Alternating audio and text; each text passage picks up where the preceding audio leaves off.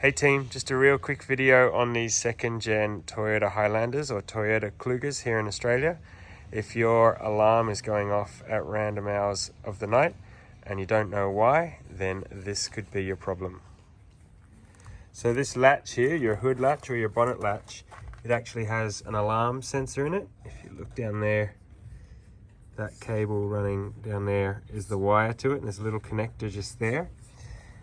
And that sensor can get bad, or the connections can get bad, and it breaks the circuit and sets the alarm off. So really easy to get to.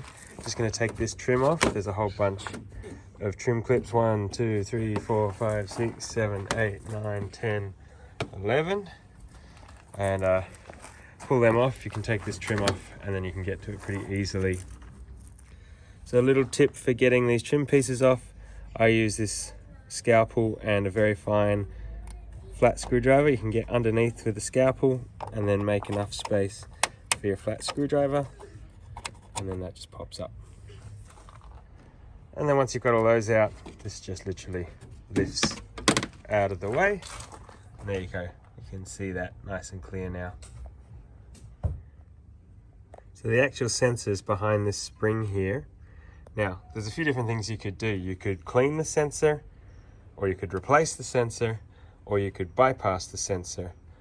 But most of the time cleaning will get the job done. So we're going to pull this spring off and the sensor will be underneath it, and then we can clean the sensor up a bit. Right, so I'm going to try and pull this spring off one-handed. It's pretty simple, just the right size flat screwdriver. Off like that. Unhook it. So there we go, there's our little sensor switch, and you can hear it clicking away. But if that gets all gummed up inside, which isn't hard given how dirty it is in here, and that switch is failing, then your alarm will go off.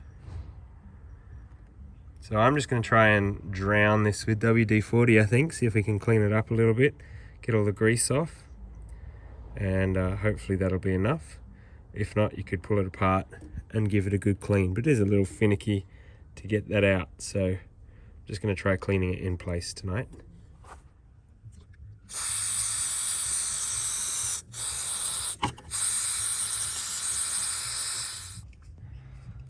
So let that soak for a while. Now we'll get it with some throttle body cleaner.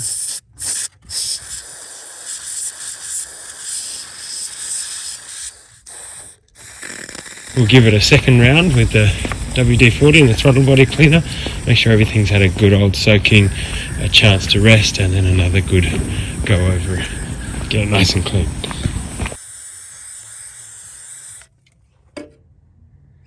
So there we go, we've given it a good old clean in place.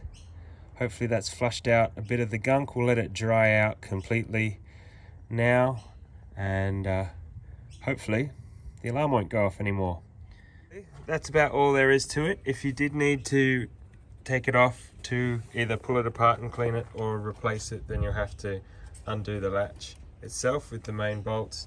So you can then undo those little screws, and then it'll come out this line out here, and then the electrical connector down there. So that'd be the next step if this doesn't work. And yeah, the cheap and dirty thing would be to cut the wires and short circuit them so that the circuit's always closed. But given how easy it is, and even if you were to go to the next level, it's literally just 2 or 3 bolts, then go the effort, do it properly. You should be able to save the one that's in there. If not, it's probably like a $10 part online. And that's that. Well, there we go, all buttoned up again. That was less than 10 minutes in and out. Super easy job, easy enough to do it even on a preventative level. Obviously it would take a little bit longer if you needed to pull that switch out and clean it or replace it. But yeah, anyone can do that, and hopefully if you do yours, then yours won't be waking your neighbors up at 2 o'clock like mine was. Well, it's now about 4 months later. I thought I'd do a quick check-in before signing off, and that has worked a treat. So no more angry neighbors, no midnight alarms, and definitely recommend getting in there with some WD-40 and some electrical cleaner or throttle body cleaner. Give that a good squirt out. as much as you can. Hopefully that'll do the trick for you. If not, you might have to replace that switch, but again, not a huge deal. So save your money where you can, do all those little odd jobs around the car that you can do. That way you've got some money up the sleeve when it's something you can't do. Look after your car and it'll look after you. Happy tinkering, everybody.